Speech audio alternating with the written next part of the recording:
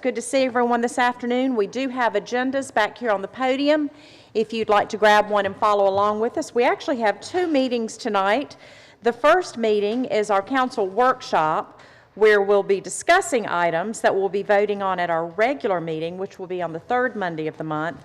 But then following that workshop, we do have a special called meeting, and we have two items on that agenda. So the only thing that we'll be voting on in our workshop will be the approval of the agenda. So gentlemen, you have your agenda. Jessica always does a good job of sending everything out to us in plenty of time to review. And so I'll take a motion concerning the approval of the agenda, or if there's any changes to be made. Motion approved. Okay, thank you. Lester, is there a second? Second. All right, thank you, MJ. So we have a motion and a second. Any further discussion? All those in favor, please signify by saying aye. Aye. Any opposed? So that carries. Under our new business, I'll call on Rob to talk about a resolution declaring Concord Drive as surplus property and abandoning that street. So, Rob? All right, thank you, Mayor. If y'all are familiar with Concord Drive, it's down there off of Magnolia, and right where the Yellow Monkey soft culture place used to be. That road is not being used by the city anymore. It's not serving any public purpose. The Concord Drive was deeded to the city by Fullwood Management Partnership, and according to the deed of record, if it ever ceases to be used as a city street, that it would revert back to the Fullwood Right Company.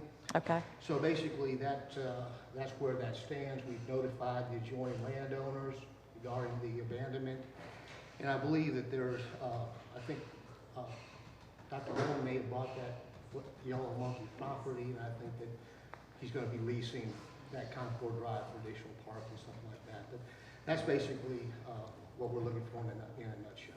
Okay. And all of the deeds and legal description and survey and everything is in our packet. Does anyone have any questions concerning that Concord Drive property? Everybody good? Okay.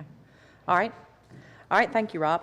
All right, moving on to item number 2, a review of the ordinance providing for wholesale liquor licenses. Jessica and Rob, you want to go over that? I'll jump in first. We do not have a wholesale package, wholesale liquor dealership license. Certainly since the new package store ordinance has been put into effect, we have someone who is interested in being a wholesaler of liquor. So this basically is giving us the ability to issue a license and to charge a license fee. The license fee is only going to be applicable to someone who actually is doing business in the city, which means more than just coming and taking an order. So this will just apply to anyone that is basically doing business in the city as a wholesale liquor, license package. Okay. Okay, does that make sense, guys? Any questions concerning that? Okay. All right. All right, we're moving along. All right, the next item on the agenda is review and discussion of the downtown parking ordinance. I'll call on Ms. Abby McLaren. Sure. Good evening, everybody. So within your packet there, you have the downtown ordinance as kind of a reminder of what exactly that says. And then on the back side, you'll see the map. And there are two different restrictions, if you will. There's the Monday through Friday restriction, which in your packet, it looks like supporting document number 14. So it shows you those restrictions for Monday through Friday, and then there's the Saturday restrictions, which is only Main Street from 3rd Street down to Highway 82. So that's just a reminder for that. So what I'm here tonight to discuss is adding a possible definition of Airbnbs to our downtown ordinance. Currently, right now, that is not defined. There is not a definition of a short-term rental. Airbnb defines a short-term rental as 28 days. It could be a little longer. Regina has talked to the hospital about potentially hosting employees for longer than that. So I'm just kind of here as an exploratory, looking for guidance and direction from you all, and looking to Pete and Rob to help me define that exactly. There are some discussions of whether, the paying customer is the Airbnb customer, the overnight guest, whether or not they would be able to park out front of her unit there on 3rd Street. We do have another Airbnb unit down at Dr. Margaret and Cameron Nixon's, but that has private parking in the rear, so that's not really of concern for this. But then the con of that is that a lease is a paying agreement.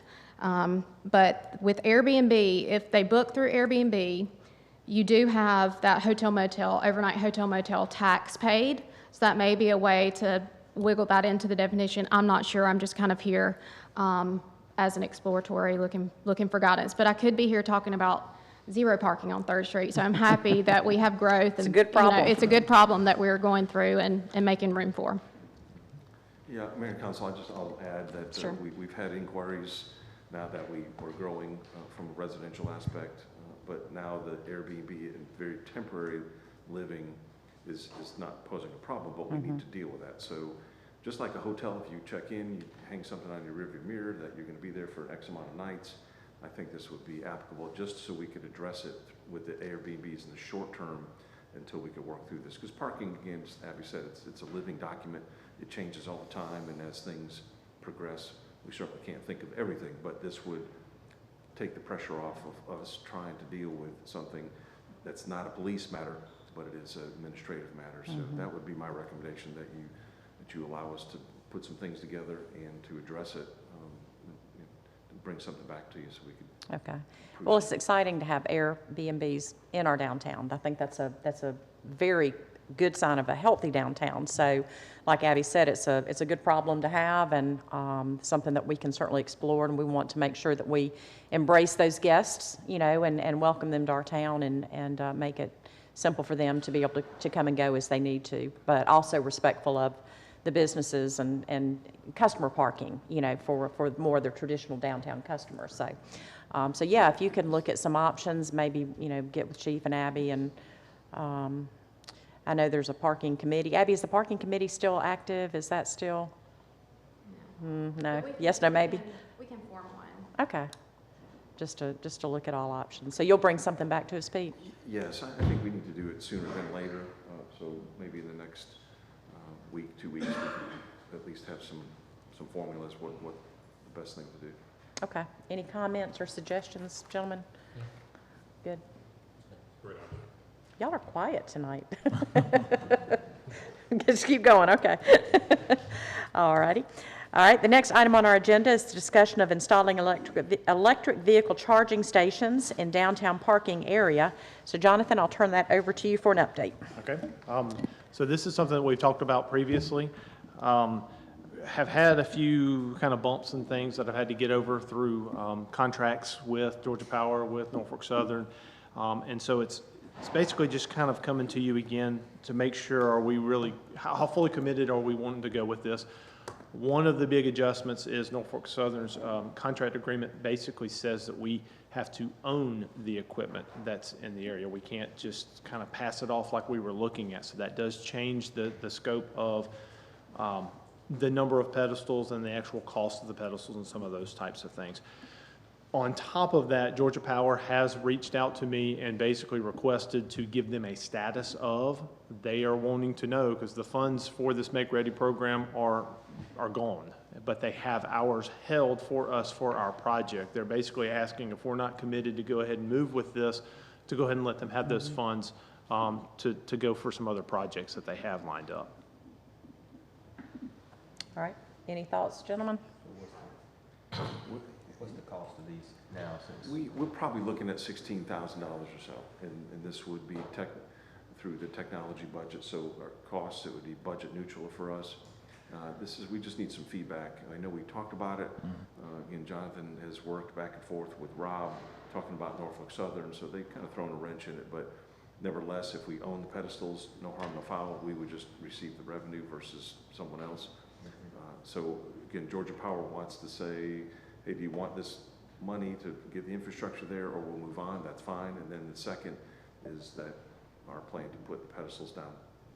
And they would be in the parking lot down here at the, across Commerce, is that correct? That is correct. They would be in the parking lot directly across from City Hall, across Commerce Way, Right. kind of on the far side, next to the bushes. There's infrastructure already there for Georgia Power, and it's a fairly easy installation for Georgia Power. It's just we would have to own the own the actual physical pedestals that are there. Okay. And then we would work with a particular group for management and some of those operations. Okay. The issue, Your Honor, is that, we lease that property from Norfolk Southern, and according to the agreement, we cannot sublease it, Right. which means that we cannot then lease it Gotcha. to Virus Park to, as a Okay. lessee. So that's why we have to own them, because we can't sell them. Let me ask you a question, though. If Norfolk Southern owns the dirt, owns the parking lot, and we lease it, and then we buy these pedestals and install them, do we have a long-term lease with them? Is there any chance that we could lose that lease, and now we've bought these pedestals that are in a location that we don't? Mary, I mean, I can't remember, but it's a long-term lease, my recollection. And we renew it all the time. Right. Okay. So, I mean, I don't see any issue. There's going no forward. anticipation of that they could not renew the lease, and now we're stuck with these pedestals that we've got to move? And the Norfolk Southern lease actually is for more than just that one parking lot. It's this Okay. parking lot, it's the one on the other side by 82, and the one over down by the police department. So there's several chunks of Okay. call it parking Several spaces. pieces that, yeah. Correct. Gotcha. So our estimated cost is 16? About 60,000. And really, worst worst scenario that in 3 years, 4 years, there's just no need for them, or people want to come downtown, we remove them and leave them there. So there's nothing. Yeah, I mean, this is the future. Yeah. If you will. Yeah, We I want- agree. Everything we can do to enhance downtown and bring Right. people downtown, I mean, it can't help it, you know, I mean. So Right. If you do have to remove them or something like that, is it a way to resell or is it like replace or put in another area if that doesn't work? I would think, MJ, I would probably say, within 5 years, they'll probably Yeah, absolutely. Yeah. either that or they'll be on every corner. So Yeah. Yeah, so I don't see it, running out of time or expiring. It's just, it's Okay. a very simple, put your credit card in, put the thing, and charge it. And all the infrastructure's underground. Yeah, I so it's- definitely think. right, that's the biggest Yeah. thing that Georgia Power's committing at no cost to the city to put the underground infrastructure there, pour the concrete pads, and then the pedestals just kind of mount on top of all of that. That's kind of what Georgia Power's doing, all the underground infrastructure for it, and we include the pedestals. So we could upgrade pedestals to different models, different Sure. styles, that kind of stuff once we own them. Okay. All right. Very good. I think Mr. Craig is wrong, but I think we're still looking at ViralSpark to basically manage. Correct. pedestals. Correct, that's what we're working on from the other side. We're looking to go ahead and give Georgia Power the commitment that we are wanting to move forward. We Right. definitely want to get going with this, and we're finalizing the details with EnviroSpark as far as sharing of revenue share and some of those types of things for their management processes and the collection of the fees and advertisement of and some of those things. But that is correct. We're still working on and finalizing those contracts. But we want to kind of get Georgia Power moving because we'll have Right. several months of them moving and preparing and installation. All right, do you need any kind of action on this, or can, just our sort of consent that, contact Georgia Power? Because it sounds like everyone's in agreement that we do want to move forward, but do we need action? I think what we could do, Mayor, I mean, I don't think it's on the agenda. to It's take not. Any action, but I think we can let them know that we'll be taking action at the next council meeting Okay. to authorize Pete to enter into the agreement with Okay, Georgia Power. And we don't want to lose the opportunity. right. Right. That's right, we don't. Yeah, that's why I didn't know if you could just contact them and just say, look, we workshopped it tonight, consent seems to be very favorable, and, Yeah, Yeah. and I can let them know that, absolutely, and we'll have the finalized contracts, paperwork at the next council meeting that we can sign, but I'll let them know that we are committed to going forward with the project. Okay. So. perfect. All right, any other questions of Jonathan on this project? Okay, all right, thank you, Jonathan. Thanks. I wanted to thank Jonathan and Rob for hanging in there. This has been pretty tedious when talking about Norfolk Southern and trying to put contracts together. So they've done a great job with that, so well done. Very good. All right, thank you, Jonathan. All right, the next item on our agenda is the proposed 2023 LMIG, which is the Local Maintenance Improvement Grant resurfacing projects. I know we are all anxiously awaiting that. We definitely need some resurfacing, so Jeff? So Jeff, before we start, let me just make sure everyone understands, the bid for resurfacing for this round that we'll see here very soon is already on the street. Yes, So it's bid out, and we'll open the bids at the end of August. So we should be going live, and I think I've told you, a couple of you, September, October, we should be seeing some resurfacing. So that's Good. That's from previous year. This is looking forward, and this is what we've been anticipating, talking about streets, and it's time for the next round of LMIC. Okay, perfect. Thank you. all right, thank All you. right, Jeff? The good news is we're early this year with next year's LMIG to try to get ahead of things in case we need to replace water lines. We'll already be ahead of the game. I personally have driven these roads and looked at every one of them. I think this is a very good list. If you've got any you want to do differently, please let me know.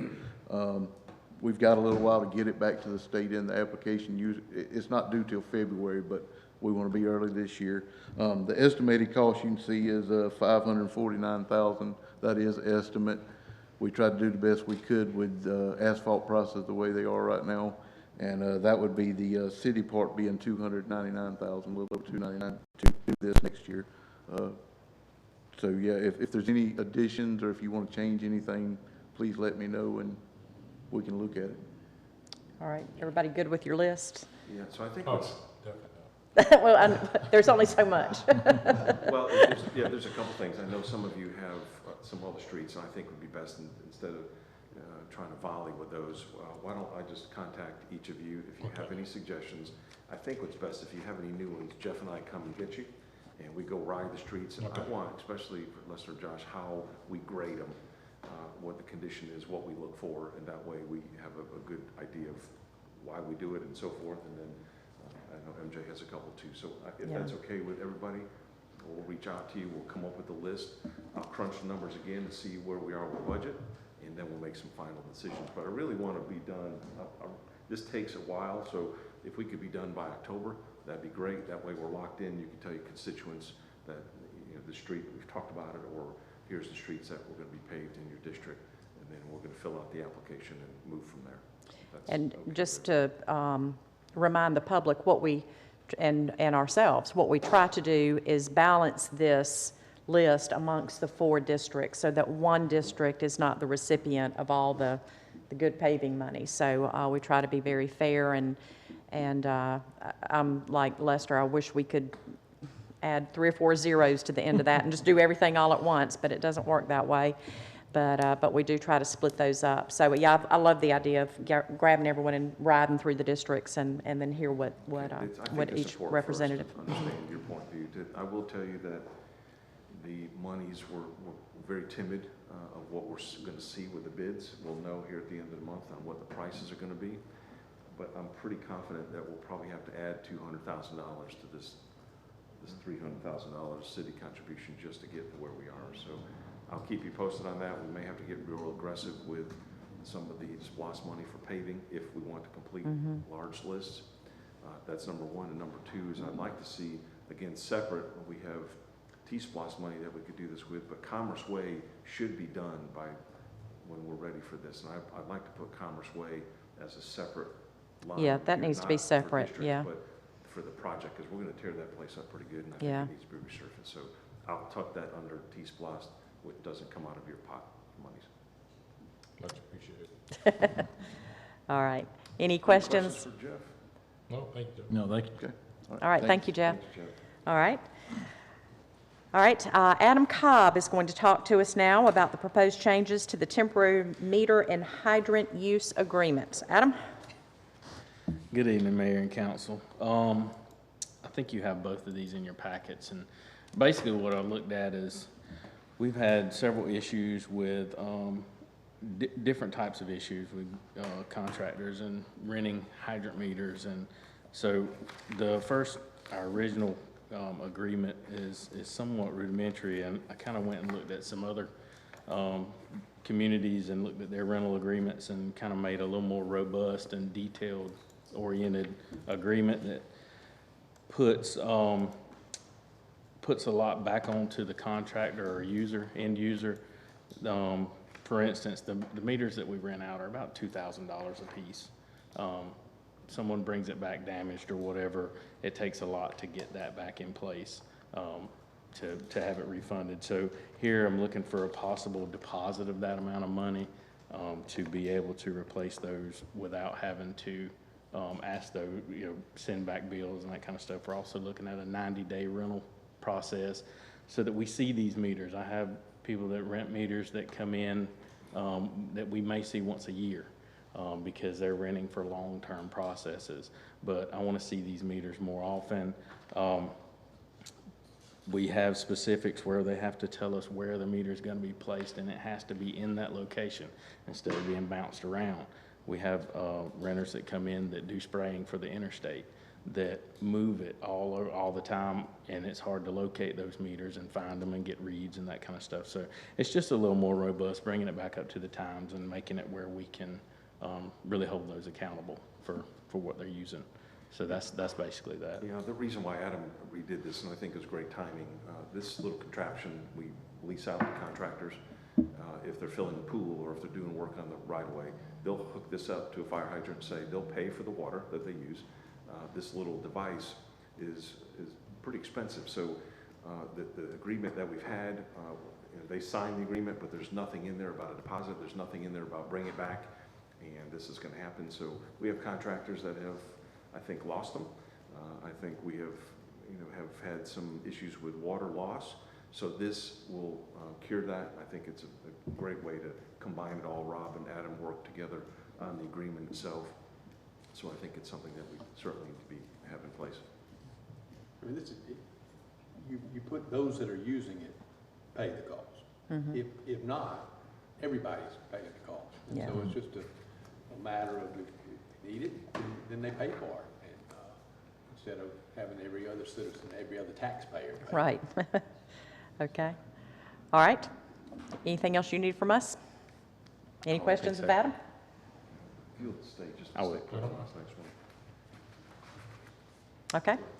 All right, Pete, you want to talk about the proposed amendments to sewer rates, utility meter and tap fees, and permitting fees? I will. Thank you, Mayor. It's every year this time we scan over our schedule of fees, anything that needs to really be updated or things that just didn't apply anymore, or whatever the matter is, we look over very carefully. And there's a couple that we need to address. I'll start with first with the sewer rates.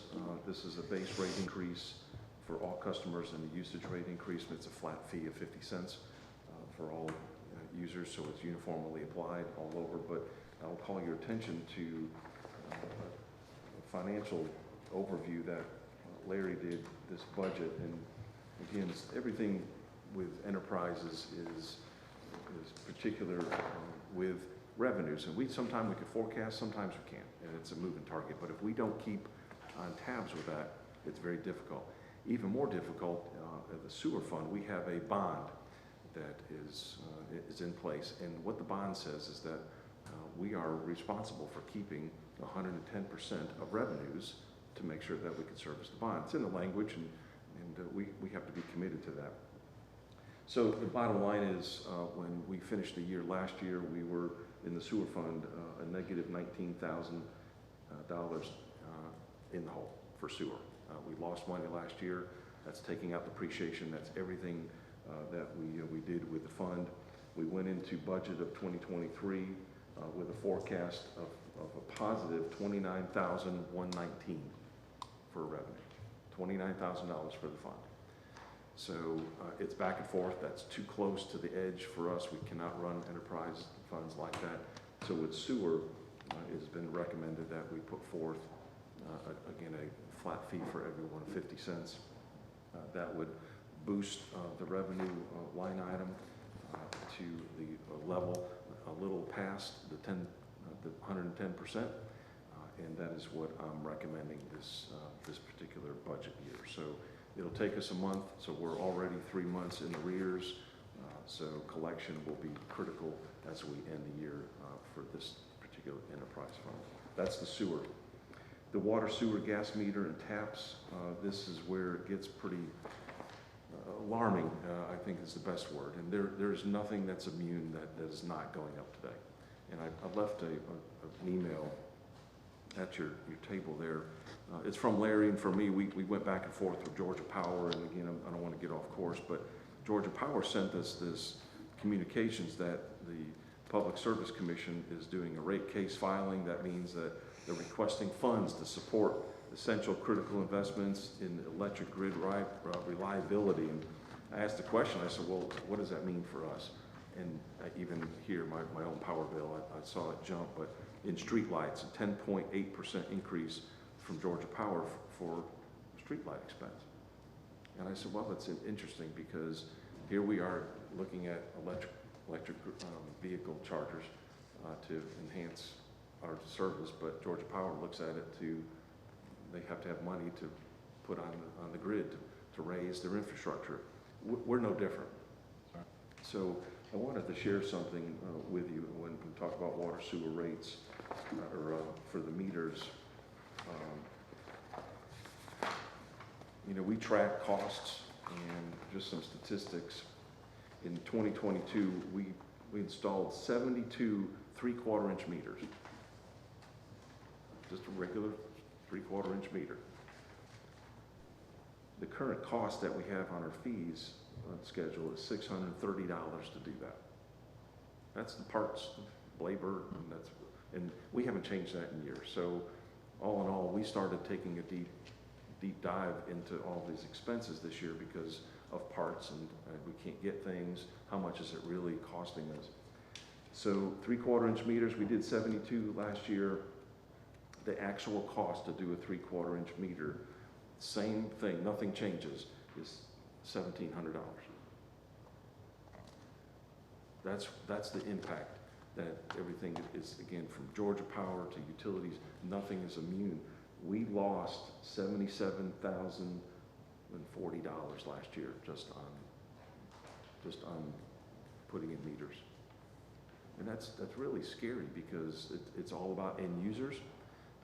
You know, again, our labor is, we're here to do a service, but when it comes to parts, pieces, and labor, that's really where we are today. And obviously, we have proposed an update to our fees for utilities. And Adam, do you have that? Yeah, I've got it as a PowerPoint. This is our suggestion. If you want to hit the first slide. Okay, go ahead. Looking at water meters, on the left-hand side, you can see current fees. This is just for someone coming in purchasing a water meter to either a new home or a home that maybe them on a well that is needing to be onto the city system at this point. Our current fees on the left-hand side, in the table, you can look and see actual costs. This is what it actually costs us for parts, materials, labor. The proposed fee, I just kind of did a 5% increase, 10% increase to the actual cost, just so if we don't do anything for 5 more years or 10 more years, we have kind of just a little buffer there, because we don't know where parts and pieces and cost of those are going to be going in the future.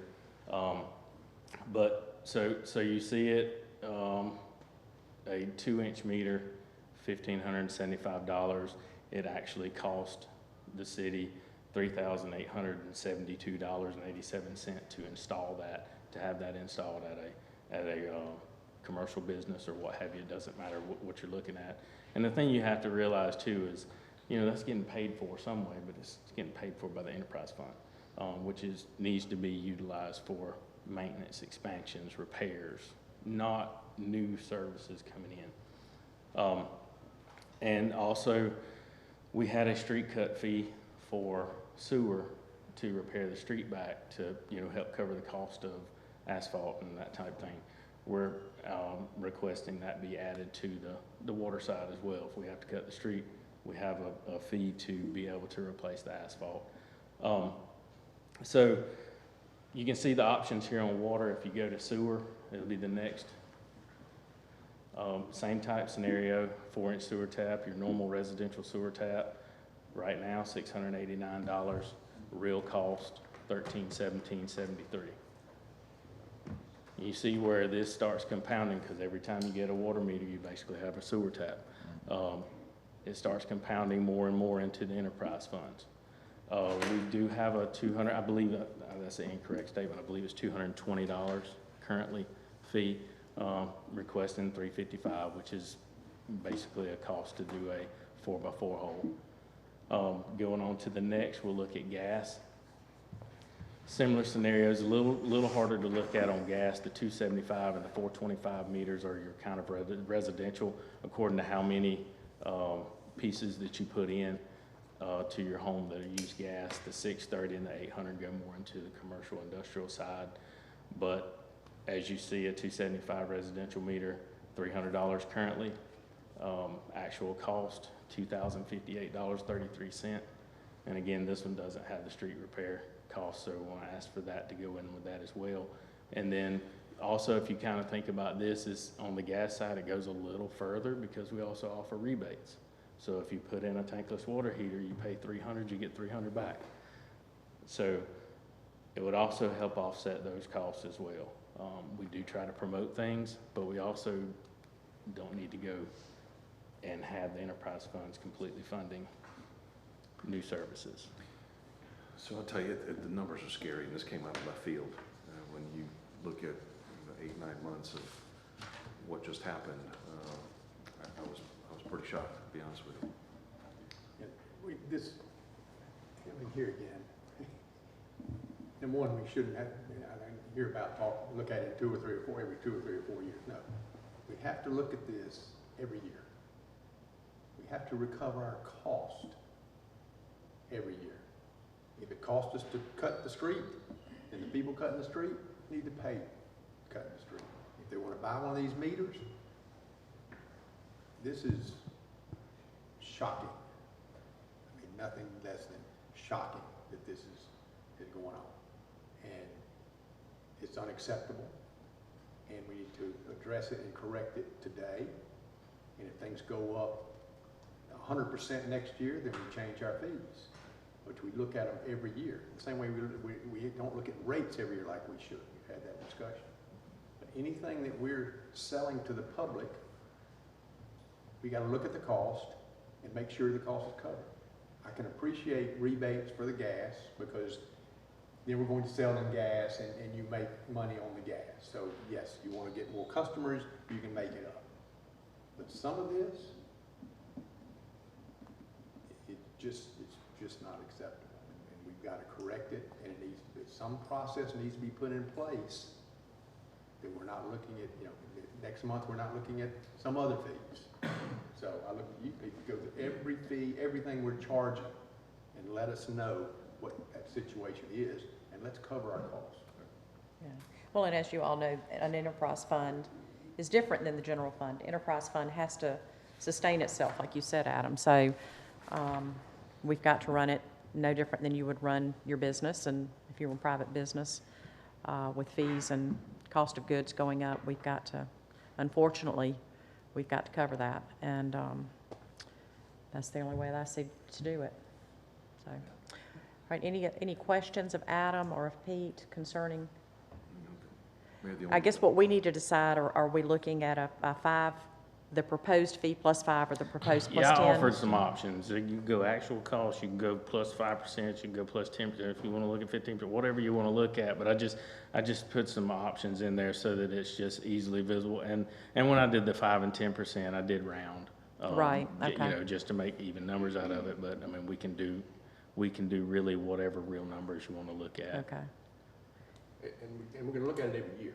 I appreciate you might want to do 10%. If you're not going to look at it in the next 5 years and you want to add something, no, we're going to look at it every year. So maybe 5% would be because over a year's time, things can go up. We can't change it every month. Mm-hmm. We will, and this really is, in the last 10 months, this has hit us pretty hard. Getting pipe, getting asphalt, getting pieces, parts. Right. It is really, I thought it would be kind of controllable, but we had to look at it, and when I saw it, I was like you, there's no way that, and sure enough, that this is, when you talk about like Georgia Power, 10%, these percents are just astronomical. So every utility company, we're just not immune to this, and yes, we will look at it every single year. But the last is the building permit fees. We have something in the ordinance that Crystal found that we have $25 proposed fee for boarding up, and then we don't have a current one in the scheduled fees. Is that correct? So that's simple administrative fix. Yeah. Okay. But other than that, there are a few, I think, you know, I need to balance between what's a service, a value-added service, and then what is sheer costs. Adam hit it right on the head, the enterprise funds, and I just share with you that we're negative $19,000 in sewer. We just can't run enterprises Right. on that. And this is a, you know, when you finish out the year, this is a direct impact. So as the years change, we had to, obviously, we had to eat this one. All right. All right, any other questions, gentlemen? Okay, all right, thank you, Adam. It's good report. The bad news was presented well. How about that? Good job on that. All right, Larry, I'll call on Larry, our CFO, to talk to us about proposals for banking services. Good evening, Madam Mayor and Council. This is a request for proposals from, for our banking services. We did this 4 years ago, and it's time to do it again. With the rising federal funds rate, we should be able to get a better interest rate than we've been getting. So it's time to negotiate that with 3 of the larger banks in town. So this is just what that's about. Okay, I mean, this is another one we should, and then we said it every 2 years or every 3 years or whatever makes sense. Yeah, the last contract was for 3 years. Okay. Right. So that we sure we hit this and don't just, Right. that we hadn't looked at it, so. right. It's just time to do this. We have a good RFP. Larry and I were going to look through this with probably add a couple caveats that we want a business partner. We want the community reinvestment business piece to it. So it's just time to do this. We're going to use the month of August to prepare this, if you will allow that. Okay. All right, you can see that RFP is in our packet, so you can review everything. Any questions, comments, suggestions on that? Okay, all right, thank you, Larry. All right, that concludes all of our business for the council workshop. So I will adjourn the council workshop and then call to order our special called meeting. We have 2 items on our agenda for the special called meeting. One is setting the 2022 millage rate, and then a comprehensive plan amendment for broadband. So I'm going to call for a motion to approve those items on the agenda for the special called meeting. Move to approve. Okay, is there a second? Second. All right, thank you. Is there any further discussion? All in favor, please signify by saying aye. Aye. Any opposed? All right, and in this special called meeting, we will actually be voting on these 2 items, and then we'll finish with our city manager report and mayor and council comments. All right, we did discuss the 2022 millage rate at our last workshop, or excuse me, our last regular meeting, and so we have in essence workshopped it. Anything we need to add, Pete, concerning that conversation? I don't think so, Mayor. Nothing's changed. Chad is ready to go, and once you sign that, he does his next step in the process. Okay, all right, so I'll call for a motion concerning the 2022 millage rate.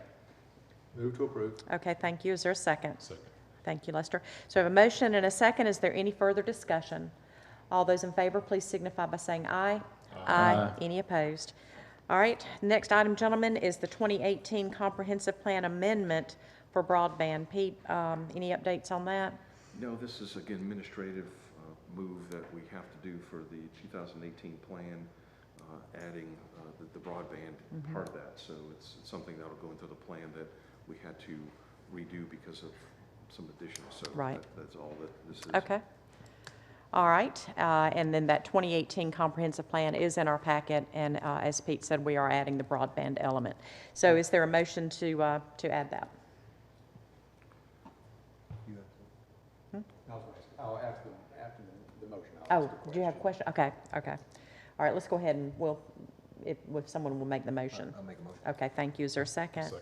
All right, so we have motion and a second, and I'll call for discussion. Are there any areas within the city limits of Tifton that don't have broadband access? I don't believe so. I don't believe so. Do you know that, Crystal? Yeah, I can look real quick. The regional commission did a survey and an extensive data gathering for this update. They got a map. It's on page 25 of the update. It shows in Tift County the areas where 5G coverage is at 0% is in red. The yellow is at 50%, and the really great coverage is in green at 100%.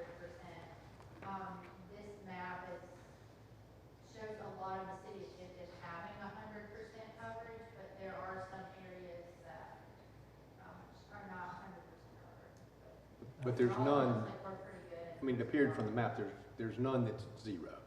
That's right, there's no yellow, or no red, sorry. Okay. I mean, that's, It may be spot. I guess that's the bigger thing about when you look, why do you live inside the city? Is because it's additional services and it's things that aren't offered outside the city. So, this is one of them. And that's 5G services, but in terms of just permits that are pulled from services like plant and Hargray that are laying fiber, those permits are being pulled on a weekly basis or a bi-weekly basis. It's just, it's constant. Okay. Any other questions or discussion items? All right, so we have a motion and a second. Seeing no further discussion, I'll call for the vote. All those in favor of that amendment, please signify by saying aye. Aye. Any opposed? All right, that's everything that we have on the agenda for the special called meeting. So now I'll turn it over to Pete for the city manager report. Thank you, Mayor. Two things. First, we mentioned the comp plan tonight, and Crystal is going to be giving you an update here in the next week, but we are ready to lift off on our 5-year plan. We're going to have to update that. So we have a public hearing next meeting to start that process. So I'm going to ask her to just kind of do a timeline, what you could expect. We do have to have stakeholders and what we are going to be embarking on with the new comp plan. So we'll give that to you before the next meeting, so it gives you an idea of what's next, because that's right around the corner for us. And then the second has to do with the lost negotiations that were in discussions with the county about. And you know, one of the things is communication that I've noticed, that communication is so critical.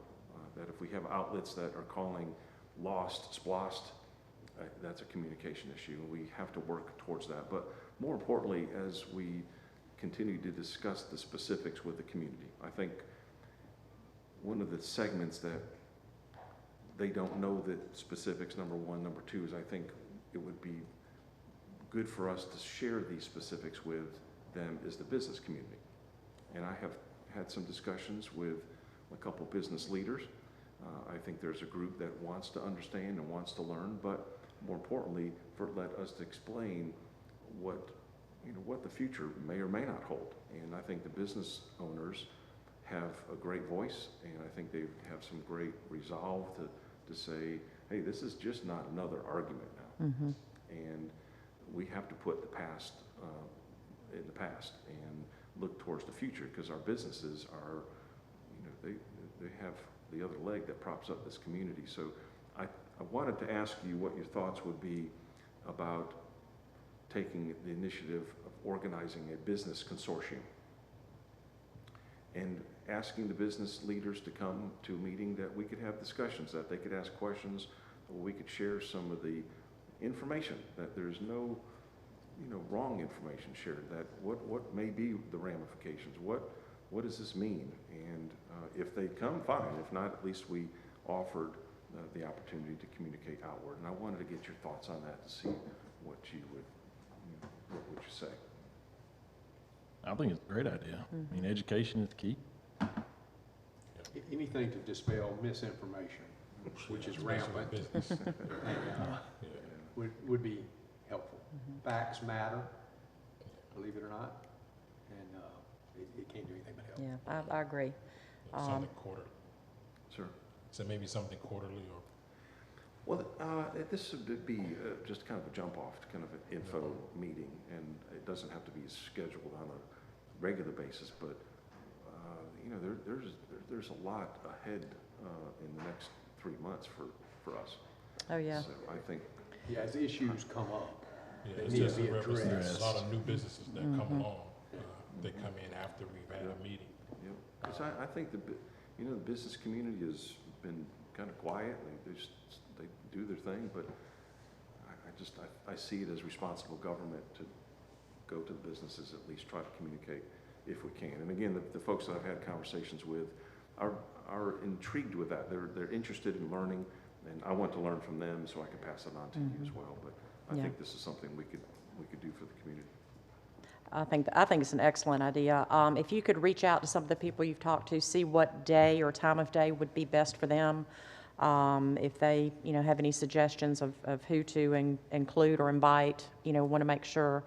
I know it gets very frustrating when you realize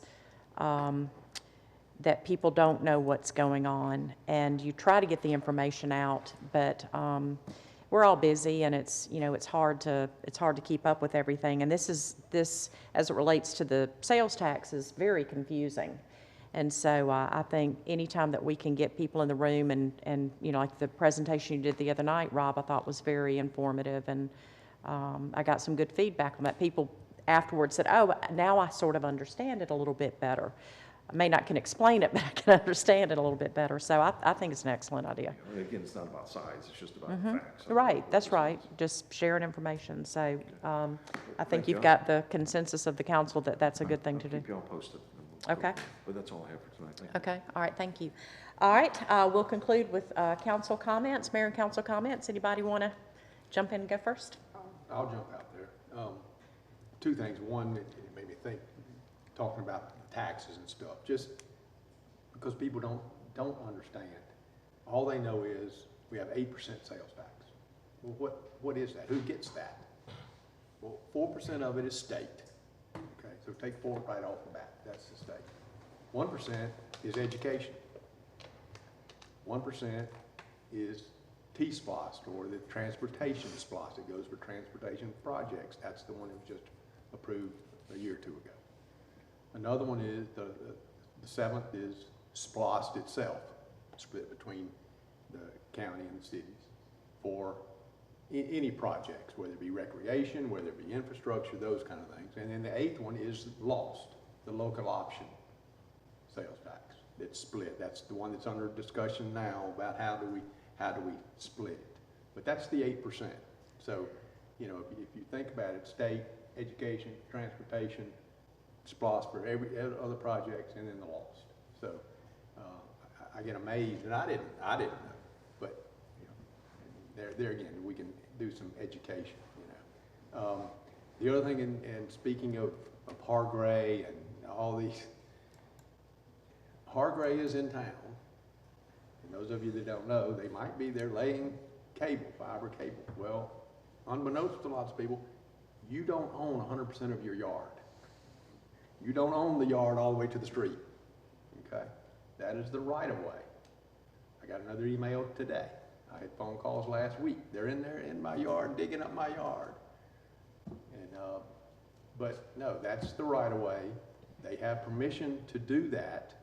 Now, they should not tear your yard up. They should not, tear up your sprinkler system, irrigation system. But the reality is you probably shouldn't put your irrigation system in the right of way because you don't own that piece of the property.